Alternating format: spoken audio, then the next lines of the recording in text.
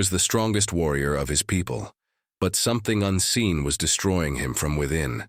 When a mysterious woman is taken prisoner, what she finds could change everything, not just for the chief, but for the entire tribe.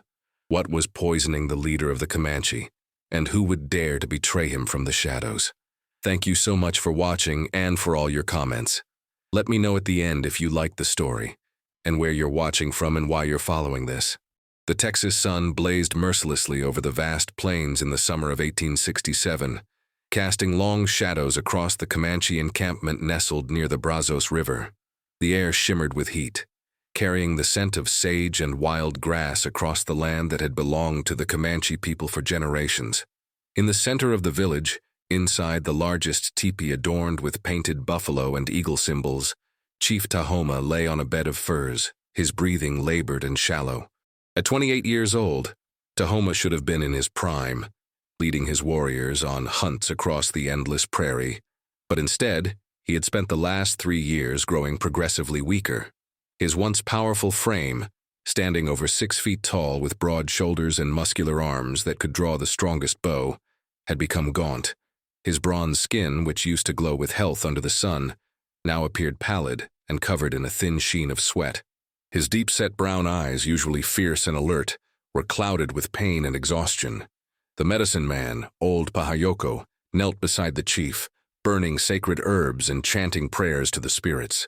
He had tried every remedy known to the Comanche people: teas brewed from willow bark, poultices made from prickly pear, smoke ceremonies, and purification rituals in the sweat lodge. Nothing worked. The sickness that plagued their chief remained a mystery, defying all traditional healing methods. Outside the teepee, the sounds of the village continued as women prepared meals, children played among the horses, and warriors maintained their weapons. But a shadow of worry hung over everyone. Without a strong chief, their band was vulnerable to attacks from rival tribes and the ever-encroaching white settlers who pushed westward, claiming Comanche lands as their own.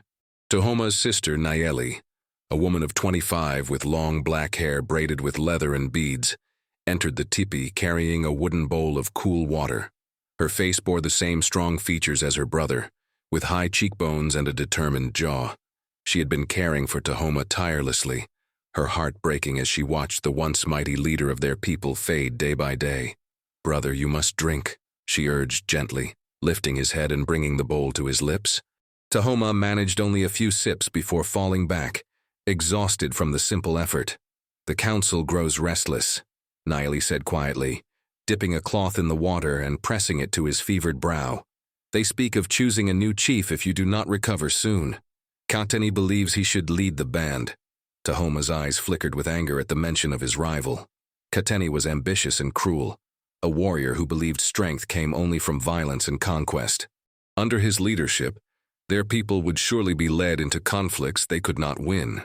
"I will not let him take our people down a path of destruction," Tahoma whispered, his voice hoarse. "But I cannot fight this enemy within my own body." 3 days later, a war party returned to the village with unexpected prizes, supplies raided from a settler wagon and a captive. The warriors rode in triumphantly, their horses laden with flour, salt, blankets, and iron cooking pots. Behind them, tied to a rope and stumbling in the dust, walked a young white woman. Catherine Morrison was 26 years old, and despite the dirt covering her clothes and the fear evident in her blue-gray eyes, her beauty was striking. She had flowing auburn hair that caught the sunlight like copper, fair skin now flushed from the heat and exertion, and delicate features that spoke of refinement and education.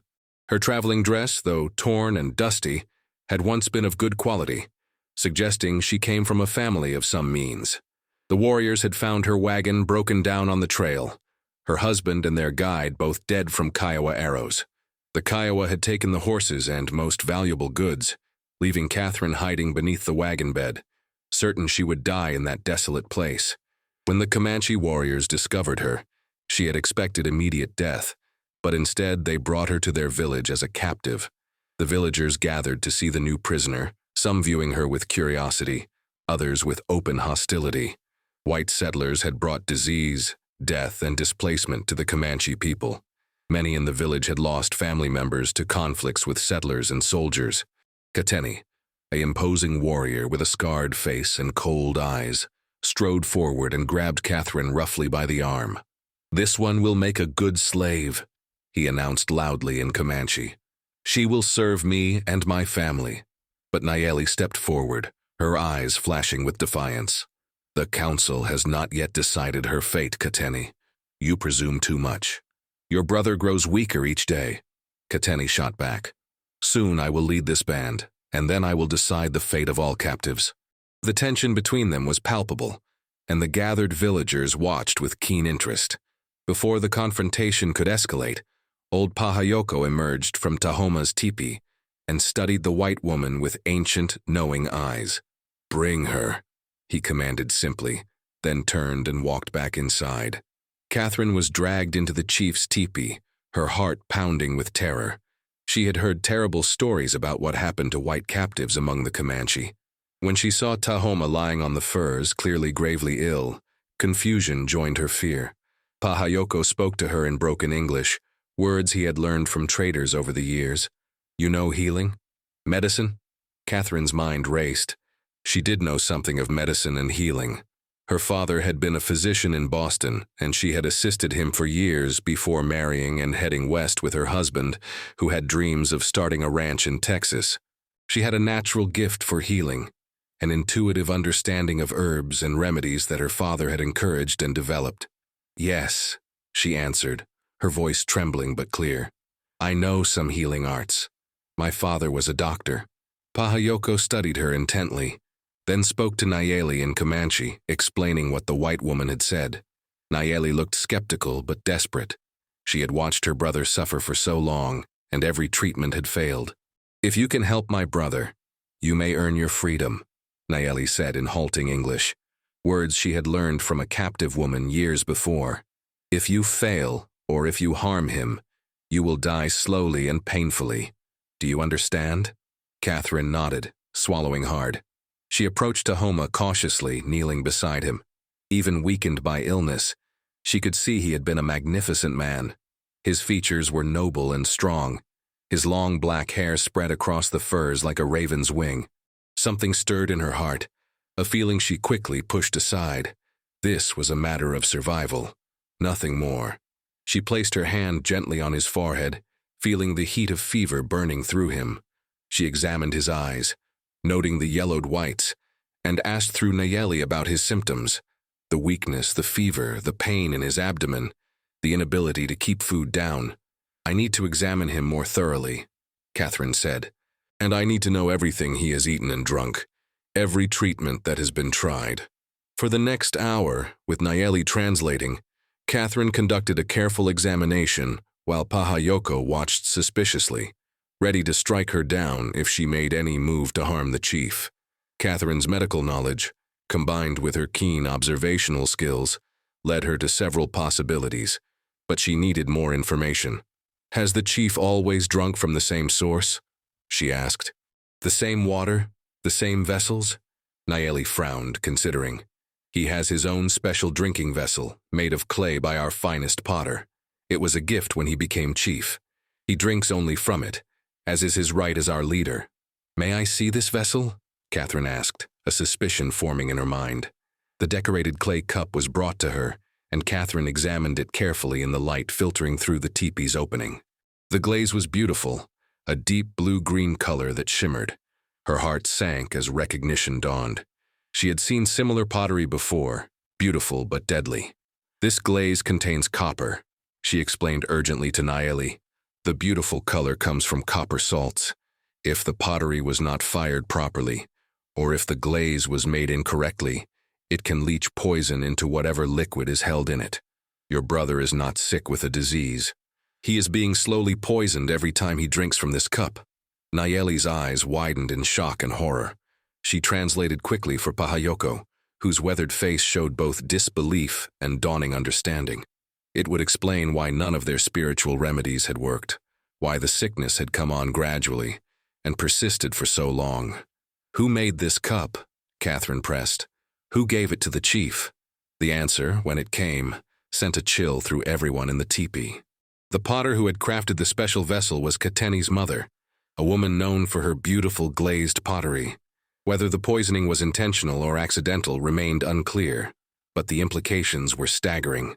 The revelation about the poisoned cup spread through the village like wildfire on dry prairie grass. Nayeli immediately ordered that Tahoma be given only water from gourds and wooden vessels that other members of the tribe used regularly. Catherine remained by his side, administering remedies she prepared from plants she recognized growing near the river. Milk thistle to help cleanse his body of the poison, dandelion root to support his weakened system, and yarrow to reduce the inflammation in his organs. Within 2 days, the change in Tahoma was remarkable. The fever that had plagued him for months began to subside, his eyes cleared, and he was able to keep down food for the first time in weeks. Color returned to his bronze skin, and the terrible weakness that had confined him to his bed gradually lifted. As his strength returned, so did his authority over the band. Catherine worked tirelessly, changing the poultices on his abdomen, preparing herbal teas, and monitoring his recovery with the focused attention her father had taught her. She found herself studying Tahoma's face as he slept, noting the strong lines of his jaw, the proud nose, the way his chest rose and fell with increasingly steady breaths.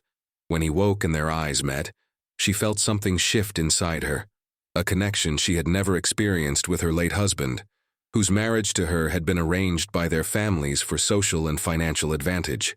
Tahoma, for his part, watched this white woman who had saved his life with growing fascination.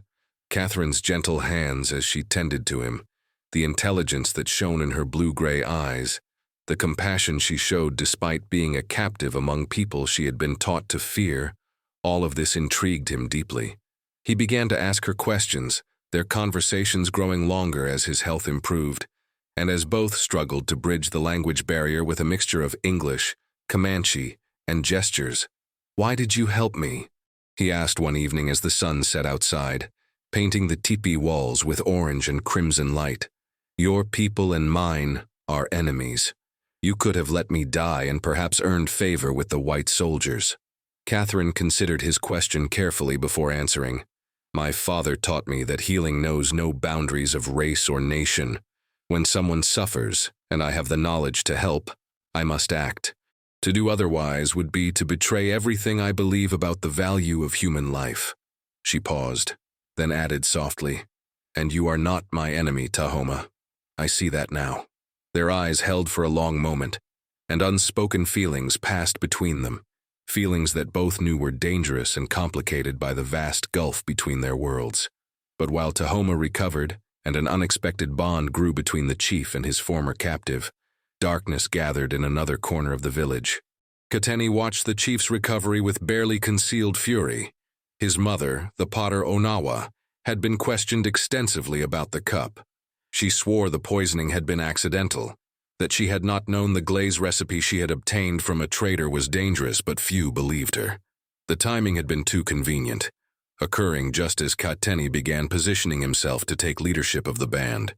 Onawa had been exiled from the village, sent away in disgrace, and Kateni's standing among the warriors had plummeted. His ambitions of becoming chief were now impossible, and he blamed Catherine for exposing the plot and saving Tahoma's life. His hatred for the white woman burned hot and vengeful. On the 7th night after Catherine had identified the poison, Kateni made his move. He crept to the teepee where Catherine now slept, guarded but not imprisoned, for she had earned a measure of trust and freedom through her healing of the chief. He cut through the back of the teepee silently and grabbed Catherine as she slept, clamping a hand over her mouth before she could scream. "You have ruined everything," he hissed in her ear in Comanche, knowing she would understand his tone if not his words. "Now you will pay with your life, and without you to protect him, the chief will sicken again. I will ensure it." He dragged her into the darkness beyond the village, toward the river where he planned to drown her, and make it appear as though she had tried to escape and drowned accidentally. Catherine struggled desperately, managing to bite his hand hard enough to draw blood. Kateni cursed and struck her across the face, stunning her momentarily. But Catherine's absence had been discovered quickly. Nayeli, who had developed genuine affection for the woman who saved her brother, had come to bring Catherine a blanket against the cooling night and found the slashed teepee. Her cry of alarm brought warriors running, And Tahoma, still weak but fueled by fear for Catherine's safety, grabbed his knife and followed the trail toward the river. The scene Tahoma came upon made his blood run cold. In the moonlight reflecting off the water, he saw Katenni forcing Catherine's head beneath the surface of the river, her arms flailing as she fought for her life. Without hesitation, despite his weakened condition, Tahoma launched himself at Katenni with a roar of rage that echoed across the plains. The two men crashed together into the shallow water, and Tahoma's fury gave him strength beyond his current physical capacity. His fists connected with Katenni's face again and again, all the rage he felt at the betrayal, at the months of suffering, at the threat to Catherine's life, pouring out in each blow. Katenni, larger and stronger under normal circumstances, found himself overwhelmed by the chief's primal protective instinct. Other warriors arrived and pulled the two men apart. Catherine lay coughing and gasping on the riverbank, water streaming from her hair and clothes, but alive. Nayeli rushed to her side, wrapping the blanket around her shaking shoulders and helping her sit up. Tahoma stood over Katenni, his chest heaving, water dripping from his body, his dark eyes blazing with an authority that had been absent during his long illness. "You have betrayed your chief, your people, and the sacred trust of our band," he declared in a voice that carried to all who had gathered. "You worked with your mother to poison me so you could seize power. When that plot was discovered, you attempted to murder the woman who saved my life. These crimes cannot be forgiven." Katenni spat blood from his split lip. "She is a white woman, an enemy of our people. She has bewitched you, made you weak. You shame yourself by protecting her." "No," Tahoma said firmly, his voice growing stronger. "She showed compassion and courage when she could have let me die. She used her knowledge to heal rather than to harm. These are the qualities we should honor, regardless of the color of one's skin or the people from which they come. You are the one who brought shame to our band through your treachery and ambition." The gathered warriors and villagers murmured their agreement. The evidence of Katenni's guilt was clear, and the law of the Comanche was absolute for such betrayals. "You are banished," Tahoma pronounced. "Take your horse and your weapons and leave our lands before the sun rises. If you are ever seen near this band again, you will be killed on sight. Go now and carry the weight of your dishonor wherever you wander." Katenni's face twisted with hate, but he knew he had lost. He stood slowly, water streaming from his body, and cast one last venomous look at Catherine before stalking away toward the village to gather his belongings. Within an hour, he had ridden off into the darkness, and the threat he posed was eliminated. Tahoma turned to Catherine, who still sat wrapped in the blanket, her body trembling from cold and shock. He knelt beside her, and without thinking, he reached out and gently touched her face where Katenni had struck her, his fingers tender against the bruise already forming on her cheek. "You are safe now," he said softly in English, the words he had been practicing with her. "I will not let anyone harm you again." Catherine looked up into his eyes, and the barriers between them seemed to crumble in that moment.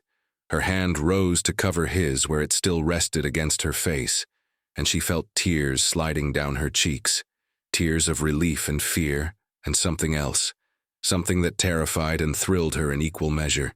"Thank you," she whispered. "You saved my life, as I saved yours. We are even now."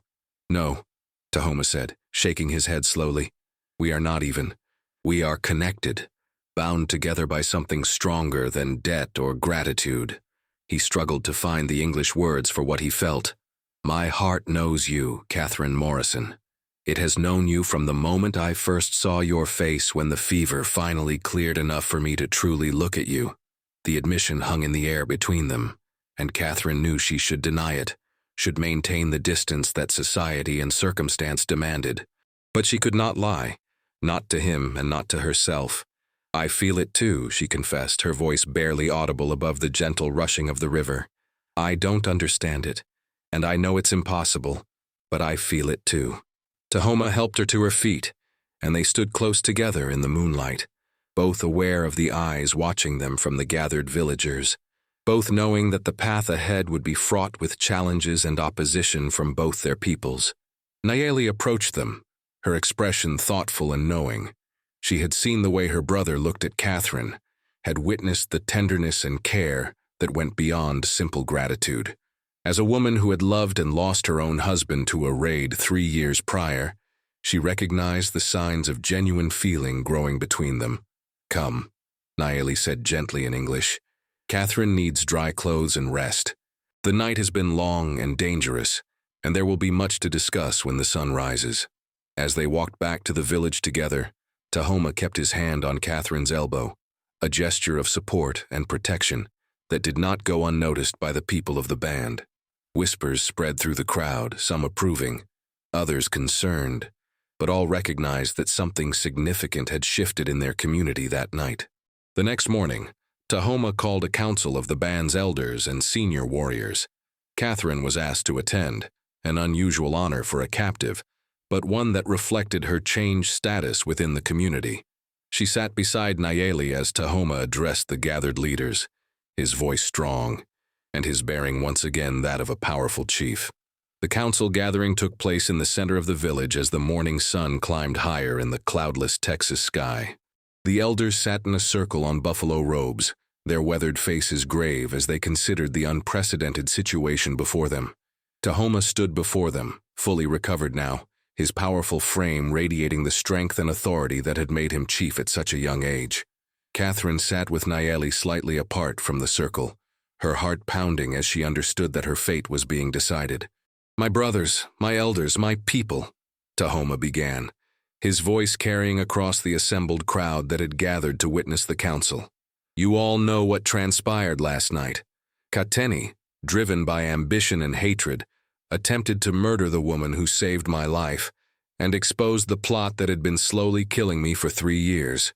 He has been banished for his crimes, and justice has been served according to our laws." The elders nodded in agreement. There was no dispute about Kaiteni's guilt or the appropriateness of his punishment. "But now we must address another matter," Tahoma continued, his eyes moving to Catherine. "This woman, Catherine Morrison, came to us as a captive, taken from the white settlers who continue to encroach upon our lands. By the customs of our people, she could have been enslaved, traded, or killed. But she proved herself to be a healer of great skill and compassion. She asked for nothing, expected no mercy, yet she used her knowledge to save the life of her captor when she could have remained silent and let me die." One of the oldest elders, a man named Tuhkuma, whose face was as lined as ancient tree bark, spoke up. "What you say is true, Tahoma. This white woman showed honor and courage, but she is still one of them, one of the people who kill our buffalo, who bring soldiers to drive us from our lands, who break every treaty they make with us. How can we trust her? How can we know this is not some elaborate deception?" Before Tahoma could respond, Catherine rose to her feet. All eyes turned to her as she stood straight and dignified despite her fear.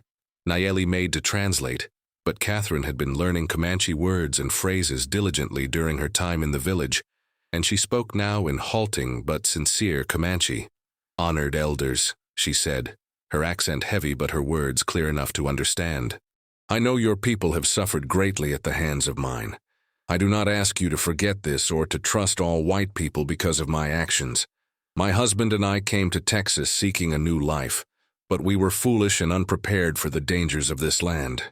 He died, and I would have died too if your warriors had not found me." She paused, gathering her courage before continuing. "I did not help Chief Tahoma to win favor or to deceive you. I helped him because it was the right thing to do, because my father taught me that healing is sacred and knows no boundaries. I helped him because when I looked at him suffering, I saw not an enemy, but a human being in pain, and I had the knowledge to ease that pain." Her eyes found Tahoma's across the circle, and the emotion in her gaze was unmistakable. "I helped him because from the moment I truly saw him, spoke with him, learned his heart, I could not bear to see him suffer. I helped him because I have come to care for him more deeply than I knew was possible." A murmur ran through the assembled people at this bold admission. Catherine had just declared her feelings publicly, something that violated every rule of propriety in both Comanche and white society. But her honesty and vulnerability were impossible to dismiss. Tahoma stepped forward, his eyes never leaving Catherine's face. "I called this council not just to discuss Catherine's fate as a captive, he said, his voice resonating with conviction. "I called it to ask permission to make her my wife, to bring her fully into our tribe as one of our people." The murmuring grew louder, some voices raised in protest, others in support.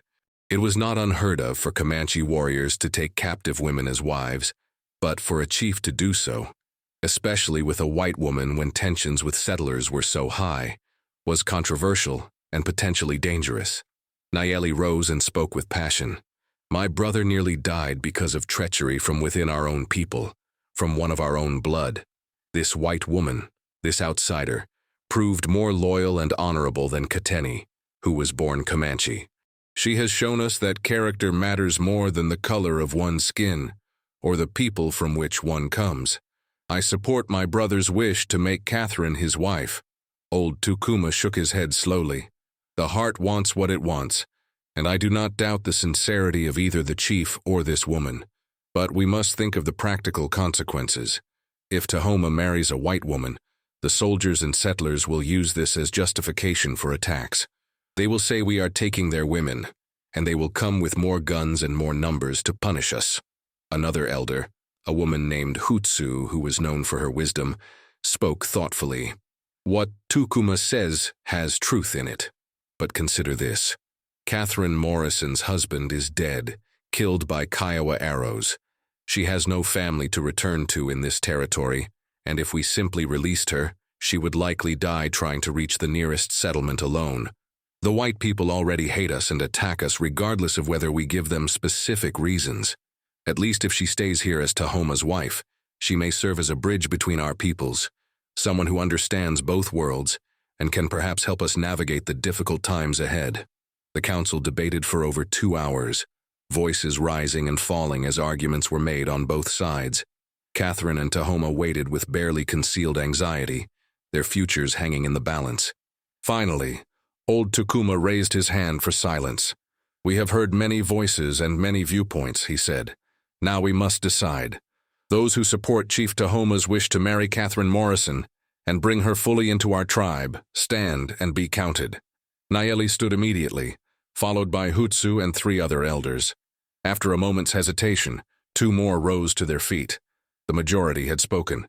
"It is decided," Tukuma announced, though his expression remained troubled. "Catherine Morrison may become the wife of Chief Tahoma, if she willingly consents. She will be adopted into our tribe, with all the rights and responsibilities that entails. But know this, Tahoma, you are binding your fate to hers, and hers to ours. If trouble comes from this union, you will bear the responsibility for it." Tahoma nodded solemnly. "I accept this responsibility, as I accept all responsibilities that come with being chief of our people." He turned to Catherine, extending his hand to her. "Catherine Morrison, will you consent to become my wife, to join our people, to share in our struggles and our triumphs?" Catherine felt tears streaming down her face as she took his hand and rose to stand beside him. "Yes," she said clearly in both English and Comanche. "Yes, I will." The marriage ceremony took place 3 days later, giving time for preparations, and for Catherine to be properly instructed in the customs and responsibilities she was undertaking. Nayeli took charge of preparing Catherine, teaching her the traditional ways, helping her create the buckskin dress she would wear for the ceremony, adorned with intricate beadwork and fringe. On the day of the wedding, as the sun set and painted the sky in shades of gold and crimson, Catherine stood before the assembled tribe wearing her new dress, her auburn hair braided and woven with wildflowers. Tahoma stood opposite her, magnificent in his ceremonial clothing, his chest bare and painted with symbols of strength and leadership, his long black hair adorned with eagle feathers. The ceremony itself was simple but profound. Pahayoko, the medicine man, blessed their union with prayers and sacred smoke. Catherine and Tahoma exchanged gifts. She gave him a beautifully beaded knife sheath she had made with Niley's help, and he gave her a necklace of turquoise and silver that had belonged to his mother. They shared food from the same bowl and water from the same gourd, symbolizing that they would now share all things in life. As the ceremony concluded and the feasting began, Tahoma drew Catherine aside to a quiet spot overlooking the river, where he had saved her life just days before. The water reflected the last light of day, and the air was filled with the sounds of celebration from the village behind them. "Are you afraid?" Tahoma asked gently, taking both her hands in his. "You have given up everything you knew, everything you were, to be here with me." Catherine smiled, and for the first time since her husband's death, since the terrifying capture, since all the trials she had endured, she felt truly at peace. "I gave up nothing that mattered," she said softly. "The life I had before was not really mine. It was the life my parents wanted for me, the life society expected. But this, here with you, this is the life I choose for myself." She reached up to touch his face, marveling at how natural it felt, how right. "When I was hiding under that wagon, certain I would die, I prayed not for rescue but for my life to have meant something, to have mattered. I never imagined that prayer would be answered like this." Tahoma pulled her close, and they stood wrapped in each other's arms as the stars began to emerge in the darkening sky. "You saved my life, Catherine. But more than that, you saved me from a death of the spirit that was happening even as my body was being poisoned. I had become cynical, hard, seeing only enemies everywhere. You reminded me that there is goodness in the world, that compassion and courage exist in unexpected places. We have a difficult road ahead," Catherine said realistically, her head resting against his chest where she could hear his heartbeat strong and steady. "Your people will face more pressure from the settlers and soldiers. My people will see me as a traitor. We will be caught between two worlds. Then we will create our own world," Tahoma replied with conviction. "Right here, with our people, we will build something new. We will teach our children, if we are blessed with them, to take the best from both peoples, to see with eyes unclouded by hate or prejudice. It will not be easy, but nothing worth having ever is." They kissed then, a long, tender kiss that sealed their commitment to each other and to the uncertain future they would face together. When they finally pulled apart, they saw Nayeli approaching with a warm smile on her face. "Come," she said in English, which she had been practicing diligently. "The people wait to celebrate with you. There is food and dancing, and everyone wants to welcome Catherine properly into the tribe."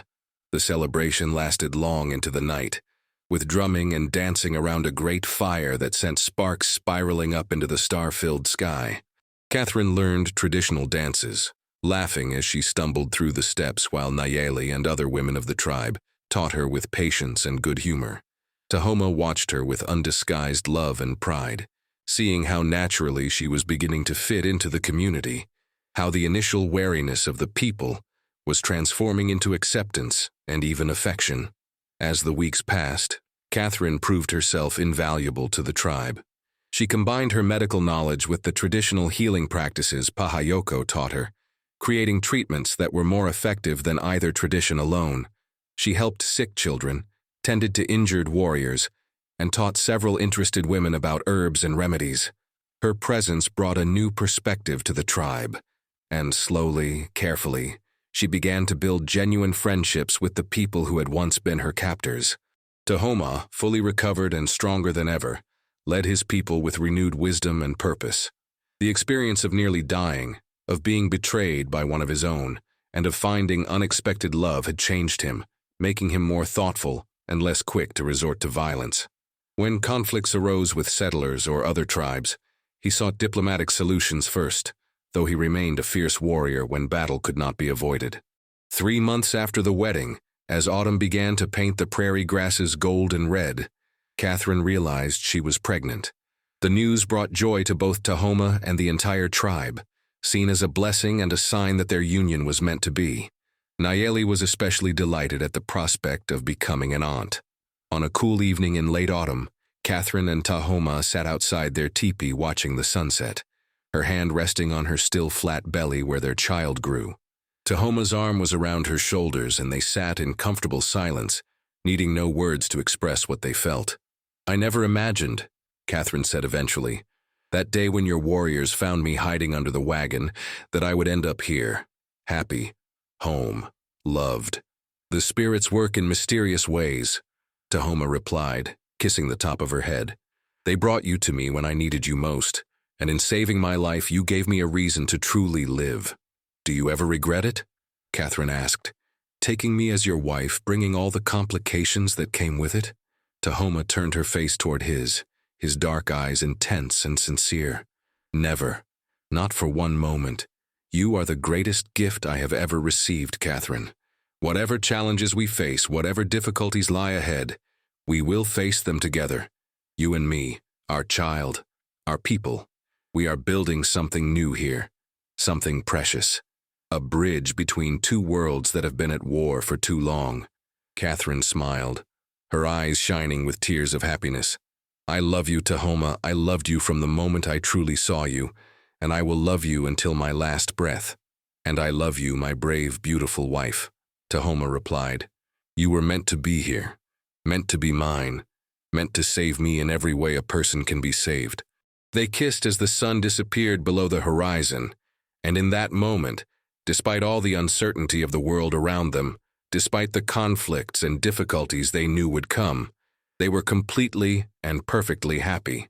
Catherine had found her true home, not in a place but in the heart of the man who had captured her body but freed her soul. And Tahoma had discovered that the greatest strength comes not from domination or conquest, but from love, trust, and the courage to open one's heart to another, even when that other comes from a world once thought to be nothing but enemies. Their story would be told around Comanche fires for generations to come. The tale of the sick chief, who was healed by the captive woman, who discovered poisoned treachery and true love, who proved that courage and compassion can build bridges where hate had built only walls. And in their union, in their love, and in the children they would raise together, hope lived on that perhaps one day the two peoples might learn to see each other not as enemies, but as human beings deserving of respect, understanding, and peace.